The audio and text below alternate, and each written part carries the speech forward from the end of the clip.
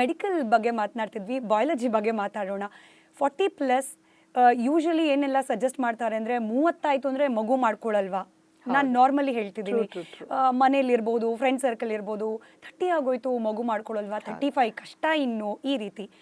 40ನೇ ವಯಸ್ಸಿನಲ್ಲಿ ಹೆಣ್ಮಗಳ body, is it okay to have kid, ಅದರಲ್ಲೂ ಟ್ವಿನ್ಸ್?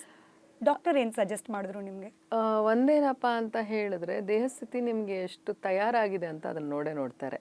ನಿಮಗೆ ಒಂದು ಮಗುನ ಹೆರಲಿಕ್ಕೆ ನಿಮಗೆ ದೇಹದಲ್ಲಿ ನಿಮಗೆ ಶಕ್ತಿ ಇದೆಯಾ ಅನ್ನುವಂಥದ್ದು. And whether it is 40 till the time that we have a cycle going, whether we are in 40s or 30s, ಇದು every individually how they maintain their health. ಬರೀ ದೇಹ ಅಂತ ಹೇಳಿದ್ರೆ ಬರೀ ನನ್ನ ಆಕಾರ ಫಿಗರ್ ಅಷ್ಟೇ ಅಲ್ಲ, ಅಥವಾ ವೈಟಲ್ ಸ್ಟ್ಯಾಟಿಸ್ಟಿಕ್ಸ್ ಅಲ್ಲ. ಇಂಟರ್ನಲಿನೂ ನಾನು ಎಷ್ಟು ಹೆಲ್ದಿಯಾಗಿ ನಾನು ಇಟ್ಕೊಂಡಿದ್ದೀನಿ ಅನ್ನೋವಂಥದ್ದು ತುಂಬ ಮುಖ್ಯ ಆಗುತ್ತೆ.